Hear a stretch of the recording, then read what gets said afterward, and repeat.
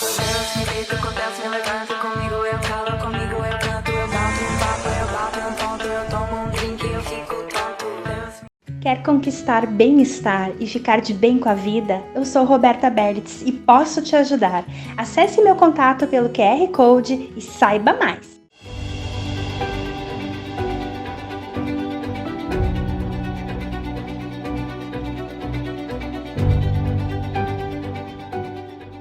Olá, seja muito bem-vindo, muito bem-vinda a mais um programa Mulheres Quebrando Tabus, aqui na Vale TV.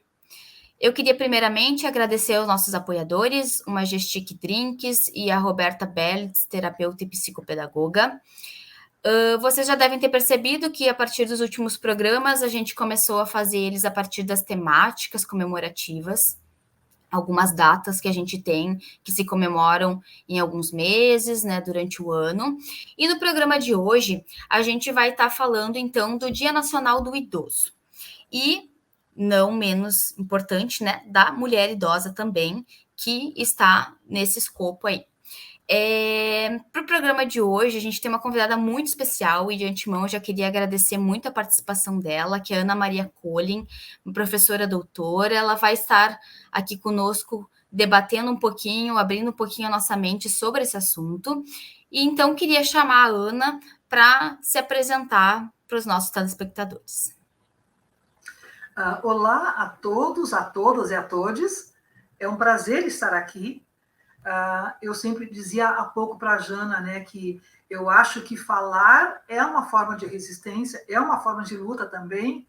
Então, eu não tenho recusado, só realmente que eu não posso, não tenho recusado convites para fazer falas. Bom, eu me chamo Ana Maria Colin, eu sou historiadora, atualmente já aposentada, tanto na rede pública do Rio Grande do Sul quanto na universidade.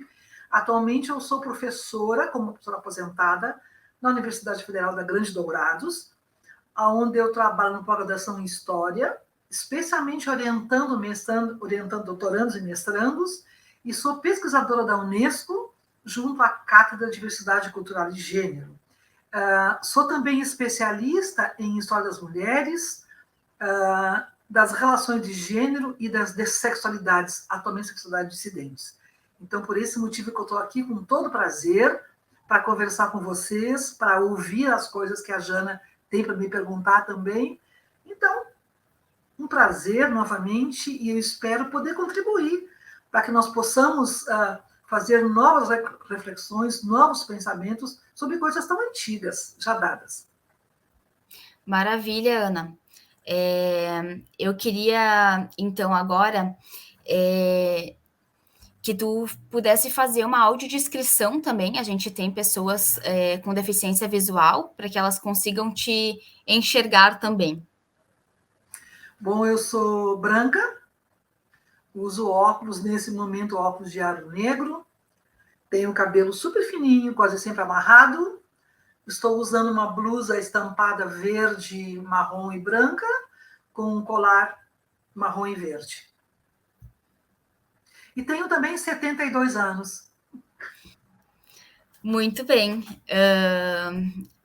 Bom, uma pessoa de um grande currículo, né? E a gente agradece muito, não só enquanto programa, enquanto coletivo Mulheres Quebrando Tabus, mas enquanto sociedade, tu estar nessa disposição, falando, e de fato, como tu mesma comentaste, a fala é um movimento político, é uma forma de a gente militar, né? Então, hoje a gente vai estar falando sobre a mulher idosa, né? Em comemoração ao Dia do Idoso. E eu queria, Ana, que tu primeiro falasse um pouquinho qual tabu tu quebrou por ser mulher. Bom, acho que quebrei muitos tabus, imagino eu. Eu também quer dizer que eu tenho dois filhos homens, e tenho atualmente 2 netinhos e uma netinha. Eu acho que isso também me faz, hoje em dia, que eu sou uma vovó, sou a famosa vovó Ana desses meus queridos. Eu acho que quebrei muitos tabus e eu atualmente moro sozinha e acho que, e a história das mulheres explica isso, morar sozinha é uma forma de resistência também. Normalmente a mulher se explica e tem valor se tem ao lado um homem, como se fosse um saco vazio e que só é enchido com a presença masculina. Então, tu morar sozinha, tu te manter sozinha com o teu trabalho é uma forma de quebrar tabu. Mas acho que na academia eu quebrei tabu também. Jana não é aqui uma autorreferência nem nada, mas eu fui a primeira historiadora do Brasil que lançou um livro sobre a resistência das mulheres à ditadura militar no Brasil. Esse livro foi editado pela Record, ele já fez bodas de prata, ele continua, apesar de esgotado, né, ele está lá nas redes com cópias em PDF e tal, que os alunos fazem. Estou montando aqui uma segunda edição e acho que essa obra, no fundo, eu trabalhava no interior do Rio Grande do Sul na época, quando eu lancei essa obra, que foi importante sim, e foi lançada por uma editora de renome, nesse período, que era, acho que 95, mas antes disso, quando eu conheci os estudos de gênero, e junto com eles eu conheci um autor chamado Michel Foucault. Esse autor me acompanha até hoje, porque eu acho que ele é importantíssimo para o estudo das mulheres, o estudo da sexualidade, das relações de gênero. Nesse período, eu era olhada assim pelos colegas homens, com o olhar de cima. Ela está trabalhando com coisas pequenas, com coisas menores, que é trabalhar com a história das mulheres e é trabalhar com Michel Foucault. Afinal das contas, ele era homossexual e morreu de AIDS. Isso eu ouvi de um colega. Então, eu acho que esse tabu da tua opção teórica, a tua opção de pesquisa, talvez seja o mais difícil. Talvez seja o mais difícil que quando eu separei, lá na década de 70, com o filho nos braços, e fui trabalhar numa escola, e as colegas não falavam comigo, as colegas mulheres. Eu era jovem. Somente os colegas homens e uma colega mulher, porque parece que uma mulher jovem, separada, na década de 70, com o filho nos braços, ela era um perigo para todas as mulheres recém-casadas. Então, o quanto que tu vai quebrando esses tabus, tu vai mostrando que tu és uma pessoa séria, que tu és uma trabalhadora. Então, a gente vai quebrando tabu, sim, mas eu acho que ainda hoje, veja bem, ainda hoje, eu trabalho na academia há quase 40 anos, ainda hoje, ser professora do ensino superior e trabalhar com história das mulheres ainda é visto como uma história menor, um tema menor. Aonde eu trabalho, nós temos lá uma carta da Unesco, nós temos um laboratório de gênero, e quem trabalha com mulheres é praticamente eu e um colega homem, o Lozano Tedeschi, que tem sido meu parceiro em muitos escritos. E o interessante é que a cada seleção do doutorado e mestrado, o maior número de inscritos quer trabalhar com essas questões, porque são questões que estão batendo a porta das escolas, batendo a porta das casas, e mesmo assim o preconceito continua. Então, quebrarmos esses tabus, e eu digo por isso que eu acho que a fala é importante, e na minha avaliação, como que nós não vamos falar sobre isso praticamente, mas como historiadora de mulheres que sou, e acho que sou respeitada por isso, até porque eu escrevo bastante, a radicalização, a radicalidade dos estudos de gênero, ele chega na violência contra a mulher. E a violência nunca nada mais é do que uma herança cruel do patriarcado. Porque, digo, você tem duas coisas que não mudaram no Brasil de 1500 a hoje, a questão da terra, a terra continua na mão de poucos ainda, e a questão do patriarcado, os homens continuam mandando ainda. Então, o patriarcado vai se pacificando, ele vai mudando, mas ele continua. E, para mim, a violência contra a mulher é essa herança que é o poder de uns sobre o corpo de outras. E quando eu falo aqui em outras, eu quero também falar em trans. Porque, veja bem, Jana, o Brasil é respeitadíssimo no mundo inteiro pelas leis igualitárias que tentam coibir a violência, o feminicídio, etc. e tal. E é o 5º país do mundo que mais mata mulheres. E é o 1º país do mundo que mais mata trans. Então, eu acho que essas questões nós precisamos falar, nós precisamos olhar de frente, nós precisamos dizer para as mulheres, para as trans e para as meninas que elas não são culpadas, que elas não provocaram ninguém, que isso é uma calamidade pública em países latinos mais do que nos outros, mas também existe, e nós temos que lutar contra isso. E eu acho que esses momentos onde a gente poder conversar, e se tu atinge algumas pessoas, para mim já é uma vitória.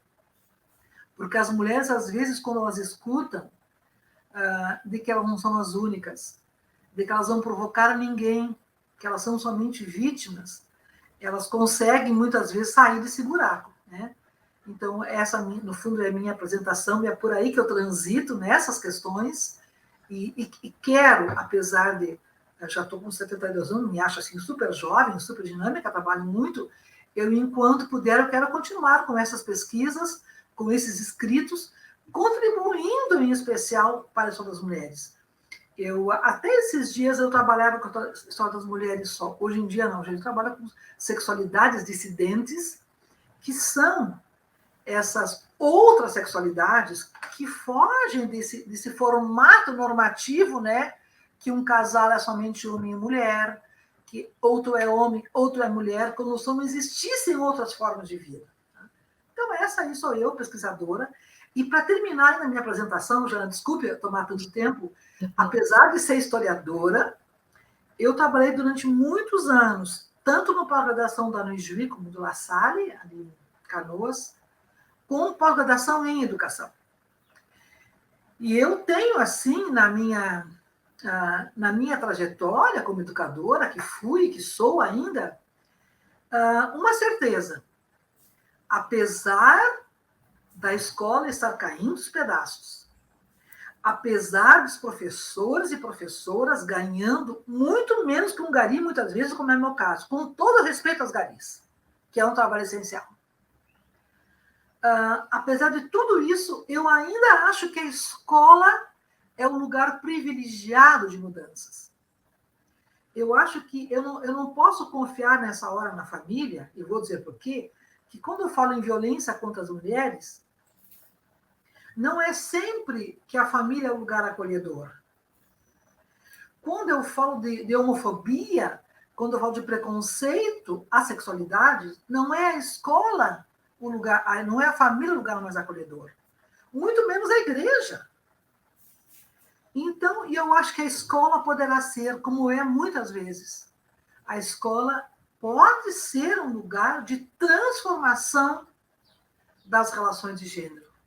A escola pode ser um lugar de promover a igualdade de oportunidades entre homens e mulheres. A escola pode ser um lugar de dizimar, de acabar com a transfobia. Então, eu quero dizer assim que a minha grande questão hoje, sou historiadora, adoro ser historiadora com todo orgulho, mas acho que a educação, trabalhar com a educação, eu acho que os cursos de pedagogia que vão trabalhar, os professores vão trabalhar com as séries iniciais, em especial, eles devem ser olhados com muito mais carinho do que estão sendo olhados hoje em dia. Muito bem, muito importante essa tua fala, e como tu mesma falou, a gente tocando algumas pessoas, a gente vai conseguindo aí fazer pequenas mudanças, e essas pessoas vão mudar outras pessoas, e a gente vai transformando aos poucos, né? Uma luta bastante grande e árdua, mas concordo com tudo que você falou. Eu queria agora, então, que a gente entrasse um pouquinho na nossa temática e tu falasse um pouquinho sobre esse lugar da mulher, então, enquanto idosa, né? Quais são as questões para além, né, do que a gente já tem, que uma mulher, enquanto terceira idade, enfrenta, né? Quais caminhos a gente pode seguir para mudar isso? Enfim, o que tu sentir que tem que nos falar. Bom, somente em 2013, né, foi aprovado o Estatuto do Idoso. E, se não me engano, quem propôs essa lei em Brasília, no Congresso, foi um deputado gaúcho, Paim, se não me engano, não tenho certeza disso. E a partir daí nós temos o Dia Nacional do Idoso, que é comemorado entre aspas, em 27 de setembro. Eu quero fazer um parêntese aqui. Há muitos e muitos e muitos anos, a cada 8 de março, eu dou palestras em vários lugares desse Brasil afora, Dia da Mulher. E a primeira coisa que eu sempre disse, como eu gostaria que nós não precisássemos mais ter Dia da Mulher. Como eu gostaria que nós não precisássemos mais ter Dia do Idoso. Como seria bom se não precisássemos ter o Dia do Índio. Porque esses dias são marcados para aqueles que sofrem discriminações. Que quem está no altar, vou pegar aqui homens, jovens, esses não têm o seu dia, não precisam. Então, enquanto nós precisarmos ter Dia da Mulher, Dia do Idoso, Dia do Índio, tal, agora eu imagino que a gordofobia também vai proporcionar um dia assim, é porque temos que lutar muito ainda. Bom, a ONU, através da Organização Mundial da Saúde, através de uma grande pesquisa, disse que em 2025 nós teremos mais pessoas idosas do que crianças no planeta todo. E o Brasil está dentro do planeta. Por quê? Puxando para a saúde de mulheres. Muitas vezes as mulheres não querem, de um lado, não querem mais ter filhos, ou muito pouco filhos, porque não existem políticas públicas de proteção à maternidade. Não existem políticas públicas e creches para as crianças nesse país. Então, de um lado. De outro lado, uma mulher grávida ainda tem dificuldade em conseguir emprego. Uma mulher que aleita tem dificuldade em conseguir emprego. Uma mulher mãe tem dificuldade em conseguir emprego. Então, por esse motivo, tu diminui o número de crianças, de um lado. E, de outro lado, o avanço tecnológico no campo da ciência, da medicina, faz com que as pessoas vivam cada vez mais. E nós temos, assim, essa questão de não ser mais velho, a terceira idade, que também está lançado nesse dia, como um dia comemorativo, a construção desse novo sujeito, que é o sujeito da terceira idade, ele se dá em várias frentes. Ele se dá desde a questão dos bailes, né, onde vão se divertir, ele se dá na questão da medicina, que auxilia, ele se dá na questão da alimentação, que cada vez é mais controlada, mais cuidada, e esse conjunto de questões faz com que as pessoas vivam mais tempo, tenham uma vida mais longa. Então, eu tenho, de um lado, menos crianças, e tenho, de um outro lado, pessoas com mais idade. Se, de um lado, isso é muito bom, que eu tenho pessoas com mais idade, de outro, eu tenho que lançar um olhar para essas pessoas. Bom, eu faço esse parênteses para dizer que existe um conceito hoje que as pessoas trabalham e que eu gosto muito, enfim, que se chama interseccionalidade. Porque até um tempo atrás, nós trabalhávamos com as relações de gênero, que eram relações de poder entre homens e mulheres. Porque até hoje é claro que muitas profissões nós não conseguimos chegar lá ainda. Para termos uma ideia, é muito pouco tempo que a mulher pode ser juíza e promotora. Porque ela até podia fazer direito, mas não podia concorrer a esses cargos. E se eu olho hoje a lista dos aprovados nesses cargos, a maioria são moças, são jovens, são mulheres. Não é muito tempo que as mulheres podem ser médicas. Elas sempre podiam ser enfermeiras, já que cuidavam de parentes, de sogro, de sogra, de mãe, de pai, também podem ser enfermeiras. Elas podiam ser professorinhas, mas não galgar os últimos postos no ensino superior, nos cursos de pós-graduação. Então, tudo são conquistas que vão se estabelecendo. Só que essa relação de homens e mulheres foi atropelada, no fundo, por uma outra categoria de subordinação que se chama racismo. que é uma questão estrutural no Brasil terrível. Então, as mulheres negras, o feminismo negro, na minha avaliação, é o feminismo mais potente da atualidade, é claro. Elas disseram que, além da opressão que existia entre homens e mulheres, existia também uma opressão entre brancos, brancas e pretas. Então, não, agora falando de mulheres, entre mulheres brancas e pretas.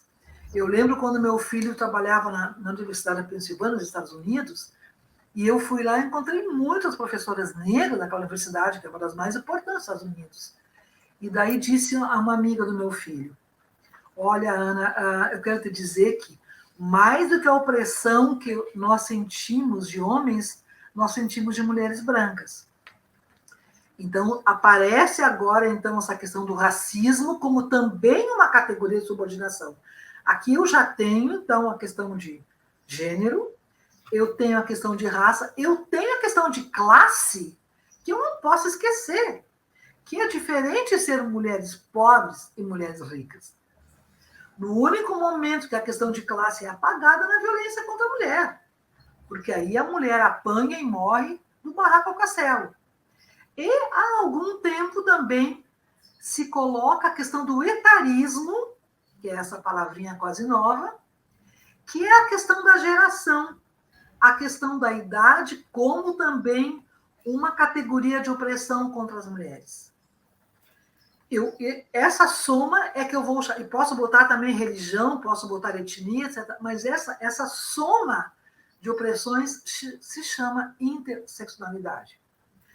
Na questão de mulheres idosas, digo sempre, de um lado, a mulher é uma sobrevivente, né?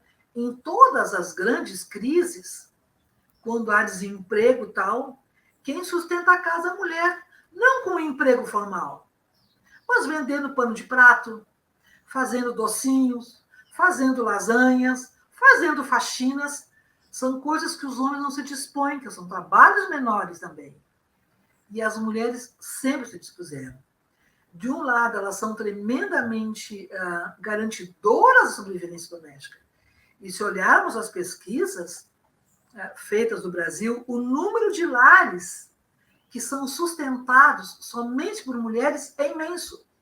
Se eu somar o número de lares sustentados por mulheres e por homens e mulheres, é quase a totalidade.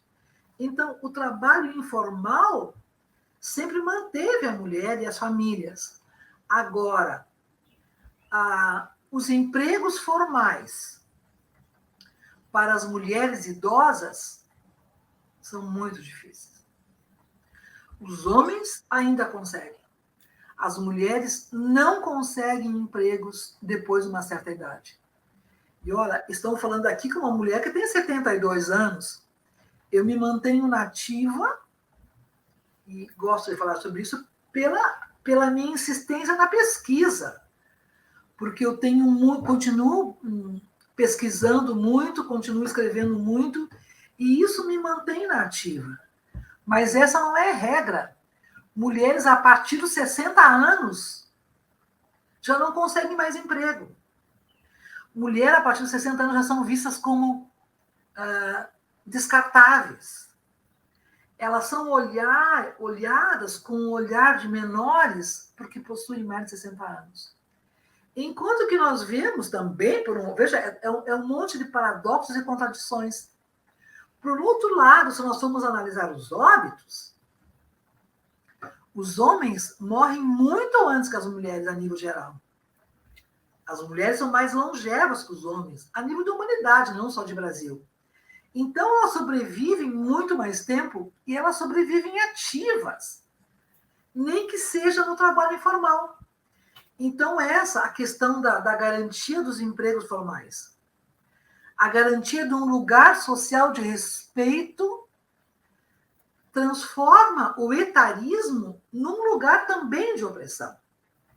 Então, vejam bem, somando isso para as mulheres, somando as relações de gênero, somando a questão racial de mulheres negras, os homens pretos também, mas as mulheres negras vítimas, sempre como objetos sexuais também, a questão de classe, pobres, e a questão de velhas, idosas, nesse caldeirão, as mulheres seriam as grandes vítimas da história. Mas elas não, nós, não nos consideramos vítimas. Nos consideramos sobreviventes, resistentes e atuantes. Ótima aula. Inclusive, na abertura do nosso programa, a gente tem umas misturinhas de letras que vão formando algumas palavras, que são palavras-chave que permeiam o nosso programa, e uma que eu quis muito que tivesse é essa palavra interseccionalidade, de fato, para provocar as pessoas a buscarem e entenderem isso. A gente já abordou algumas vezes de forma muito breve, mas essa explicação que você fez ficou muito boa para a gente entender, e, de fato, a questão do etarismo se soma, né? E essas questões todas somadas nos levam a um lugar muito difícil enquanto mulher na sociedade, né? E aí, mulher idosa, e aí tu traz também essas contradições muito importantes que a gente sabe e a gente acompanha no dia a dia também, de que os homens morrem antes, né? Aí por diversas questões, né, que a gente não consegue entrar aqui. Mas, infelizmente, a gente está chegando no final do nosso programa, e eu queria pedir para a Ana, então, deixar uma última mensagem, um último recado, fechar o seu raciocínio, para que a gente conclua de uma forma muito bacana já toda essa fala que foi muito importante hoje. Janaína, eu às vezes enxergo uma luz no fim do túnel, tá? Então, eu até coloco à disposição quem quiser alguns livros meus. Eu tenho um livrinho que é super vendido, que eu adoro, que se chama Tempos, Diferenças, Cursos Iguais, a Construção Histórica do Corpo Feminino. Porque quando nós falamos em mulheres, e mesmo em trans, homens que viram mulheres, a questão do corpo está no centro, é a grande questão do corpo. Mas esse livrinho sobre a cidadania da mulher, mas eu quero levantar rapidamente, não é uma propaganda, fazer uma questão que me deixou muito feliz. Eu e o colega Losandro organizamos um dicionário crítico de gênero, que é uma obra de pesquisa maravilhosa. Ele está numa segunda edição com quase 800 páginas. São verbetes escritos por não historiadores, intelectuais, mundo inteiro, de vários países do mundo. E ele foi publicado pela editora da UFGD, onde eu trabalho. Olha a minha alegria. Porque existe uma geografia do poder, né? No campo da história, por exemplo, você sabe que São Paulo e Rio sempre contam o Brasil. E nós contamos histórias regionais, como se o Brasil não fosse a soma dessas regiões. Então, a UFGD botou para concorrer num prêmio de ciências humanas das editoras universitárias o nosso dicionário, que realmente era muito lindo na primeira edição. E fomos para finalistas, eram 3 finalistas, 2 livros de São Paulo e nós, lá do Mato Grosso do Sul, de Dourados. Então, ir para os finalistas, para mim, já foi uma coisa maravilhosa. Eu estava em Lisboa, Portugal, lançando o dicionário na Assembleia Nacional, até porque tem historiadores portugueses que também participam. Daí o Losandro me liga para dizer que nós havíamos tirado o primeiro lugar na categoria Ciências Humanas. Por que essa alegria quase em final de carreira?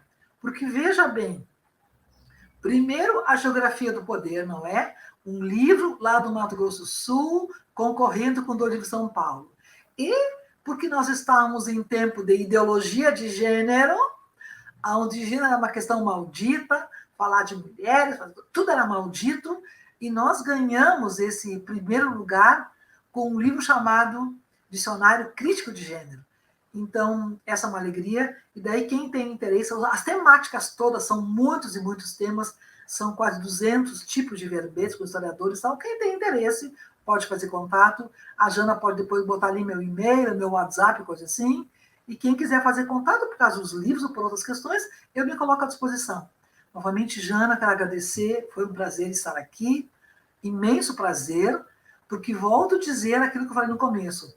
Uma forma de luta, uma forma de resistência é também a nossa fala.